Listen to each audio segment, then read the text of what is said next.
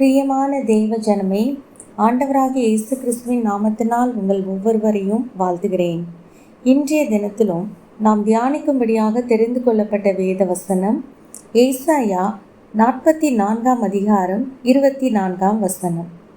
நானே எல்லாவற்றையும் செய்கிற கர்த்தர்.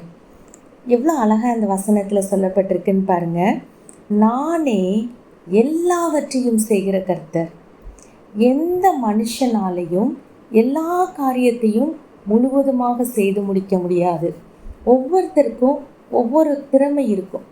ஒவ்வொருத்தராலையும் ஒரு சில காரியத்தை செய்ய முடியும், ஒரு சில காரியத்தை செய்ய முடியாது. இந்த இடத்துல கர்த்தர் நான் எல்லாவற்றையும் செய்கிற கர்த்தர் என்று சொல்லாமல் நானே எல்லாவற்றையும் செய்கிற கர்த்தர் என்று சொல்லுகிறார். அப்படி என்றால் அவர் ஒருவர் மாத்திரமே எல்லாவற்றையும் செய்கிறவராய் இருக்கிறார். அவரால் செய்யக்கூடாத காரியம் என்று சொல்லி இந்த உலகத்தில் எதுவுமே கிடையாது. அதனால தான் அவர் உறுதியாக சொல்லுகிறார்.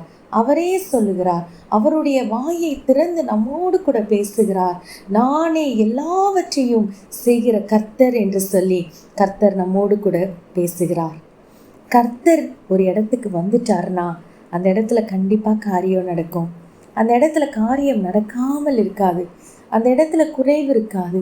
அந்த இடத்துல வேதனை இருக்காது. அந்த இடத்துல துக்கம் இருக்காது. அந்த இடத்துல கவலை இருக்காது. கர்த்தர் வந்த இடத்துல நிச்சயமாகவே ஒரு அற்புதம் நடக்கும். கர்த்தர் வந்த இடத்துல அதிசயம் நடக்கும். ஏனென்றால் அவருடைய நாமம் அதிசயம் என்று சொல்லி வேதத்தில் சொல்லப்பட்டிருக்கிறது. அப்போ அவர் வந்துட்டார்னா, அவர் இன்று உங்கள் வீட்டுக்குள்ளே வந்துட்டார்னா நிச்சயமாகவே ஒரு அற்புதம் நடக்கும். நிச்சயமாகவே ஒரு அதிசயம் நடக்கும். அவரை குறித்து வேதத்தில் சொல்லப்பட்டிருக்கிறது, வானத்திலும் பூமியிலும் சகலத்தையும் செய்கிற கர்த்தர் அவரே நம் மீட்பர் என்று சொல்லப்பட்டிருக்கிறது.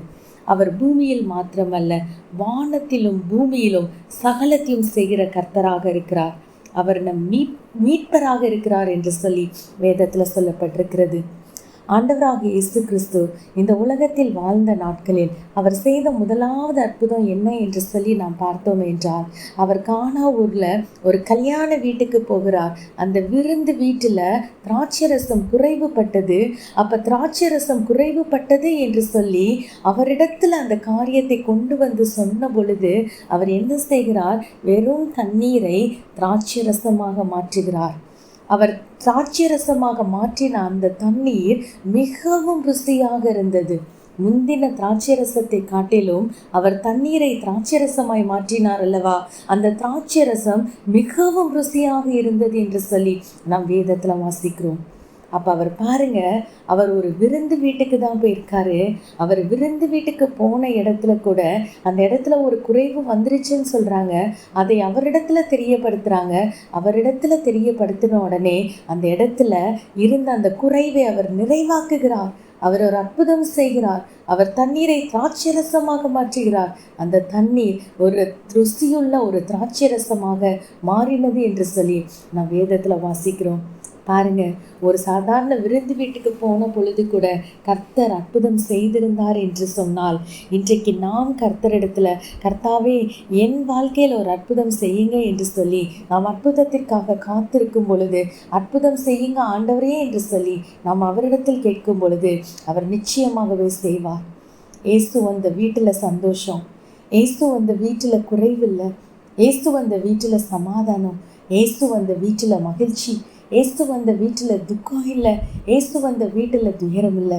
இன்றைக்கு ஆண்டவராக இயேசு கிறிஸ்து உங்கள் வீட்டுக்கு வந்திருக்கிறார். ஆண்டவராக இயேசு கிறிஸ்து உங்களை சந்திக்கும்படியாக, உங்களுடைய துக்கத்தை சந்தோஷமாய் மாற்றும்படியாக, உங்கள் கவலையை களிப்பாக மாற்றும்படியாக, உங்களுக்கு மகிழ்ச்சியை தரும்படியாக, உங்களுடைய வேதனை எல்லாவற்றையும் மாற்றும்படியாக, உங்களுக்கு பலன் தரும்படியாக, உங்களுக்கு சுகம் தரும்படியாக இன்றைக்கு ஆண்டவராக இயேசு கிறிஸ்து உங்கள் வீட்டுக்குள்ளே வந்திருக்கிறார். உங்களை சந்திக்கும்படியாக வந்திருக்கிறார். அவர் வந்திருக்கிறார்னா, அவர் விருந்து வீட்டுக்கு போன போதே அவர் ஒரு அற்புதம் செய்தார் அல்லவா? அவர் இன்றைக்கு உங்கள் வீட்டுக்குள்ளாக வந்திருக்கிறார் என்றால் அவர் உங்கள் வீட்டிலும் அவர் அற்புதம் செய்வார். ஒரே ஒரு காரியம் அவரிடத்துல நம்ம சொல்லணும், இசப்பா என் வீட்டில் இந்த காரியத்தில் ஒரு குறைவு இருக்கப்பா, இந்த குறைவை நிறைவாக்குங்கப்பா, இந்த காரியம் என்னை ரொம்ப துக்கப்படுத்துது, இந்த துக்கத்தை சந்தோஷமாக மாற்றுங்க ஆண்டவரே என்று சொல்லி நாம் அவரிடத்தில் சொல்லும் பொழுது ஆண்டவர் நிச்சயமாக செய்வார். அவர் விருந்து வீட்டுக்கு போனாங்க.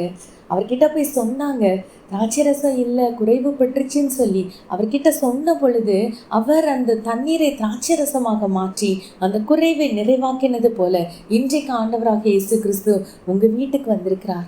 உங்களை சந்திக்கும்படியாக, மகனே உனக்கு என்ன வேண்டும், மகளே உனக்கு என்ன வேண்டும், நான் உனக்கு என்ன செய்ய வேண்டும், என்னிடத்தில் சொல்லி என்று சொல்லி ஆண்டவர் உங்களிடத்துல கேட்கிற இந்த நேரத்தில் உங்களுக்கு என்ன வேணும், உங்களுக்கு என்ன குறை, உங்களுக்கு என்ன கவலை, உங்களுக்கு என்ன துக்கம், இன்னைக்கு எந்த காரியம் உங்களை துக்கப்படுத்துகிறது, எந்த காரியம் உங்களை வேதனைப்படுத்துகிறது, எந்த காரியம் எந்த ஒரு குறிப்பிட்ட காரியத்தை நினைத்து நீங்கள் யோசித்து நீங்கள் கலங்கி கொண்டிருக்கிறீங்களோ அந்த காரியத்தை நீங்கள் கர்த்தரிடத்துல சொல்லுங்க.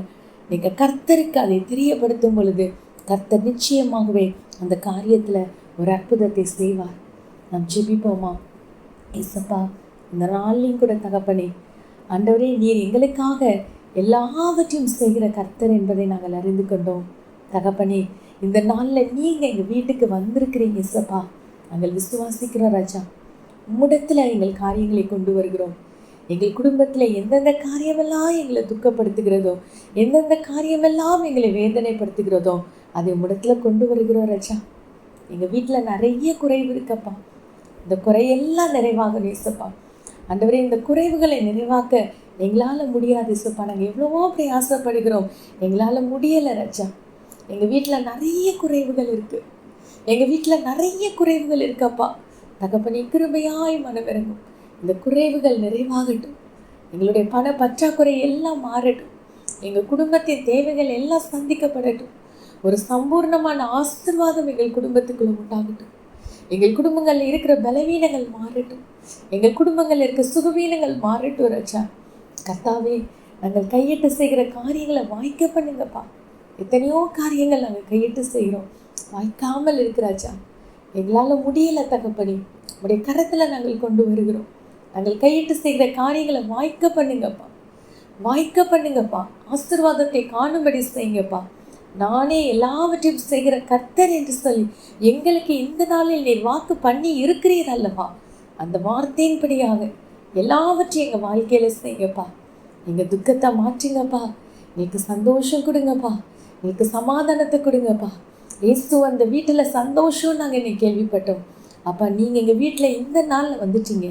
எங்கள் குடும்பத்தில் அந்த சந்தோஷம் ஆண்டவரை பெருக்கெடுத்து ஓடணும் ராஜா. சந்தோஷத்தினாலும் சமாதானத்தினாலும் சுகத்தினாலும் ஆண்டவரே எங்கள் குடும்பம் நிரம்பி இருக்கணும் ராஜா. ஆண்டவரே, நாங்கள் எப்பொழுதும் நாங்கள் கர்த்தருக்குள் மகிழ்ந்திருக்கணும் ராஜா. கர்த்தரை தெய்வமாக கொண்ட ஜனம் பாக்கியமுள்ளது என்று சொல்லப்பட்ட வார்த்தையின்படியாகவே ஆண்டவரே, பாக்கியமுள்ள ஜனங்களாய் இந்த உலகத்தில் நாங்கள் ஜீவிக்க எங்களுக்கு உதவி செய்யுங்கப்பா. எங்களுக்கு ஒரு அற்புதம் செய்யுங்க ராஜா. எங்களுக்கு அதிசயம் செய்யுங்கப்பா. எங்களை மகிழ பண்ணுங்க. உங்கள் கரத்தில் எங்களை தாழ்த்தி ஒப்பு கொடுக்குறோம். நானே எல்லாவற்றையும் செய்கிற கர்த்தர் என்ற வார்த்தையின்படியாக எங்கள் வாழ்க்கையின் எல்லா காரியத்தையும் நீருடைய பொறுப்பில் எடுத்துக்கொள்ளும்படியாக செபிக்கிறோம். உங்கள் கரத்தில் தாழ்த்தி அர்ப்பணிக்கிறோம். நேசிக்கிற இயேசு கிறிஸ்துவின் மூலம் வேண்டிக் கொள்கிறோம் எங்கள் நல்ல பிதாவே, ஆமென். சோர்ந்து போகாதீங்க. அவர் எல்லாவற்றையும் செய்கிற கர்த்தர். உங்கள் வாழ்க்கையில் அவர் எல்லாவற்றையும் அவர் அற்புதமாக செய்வார்.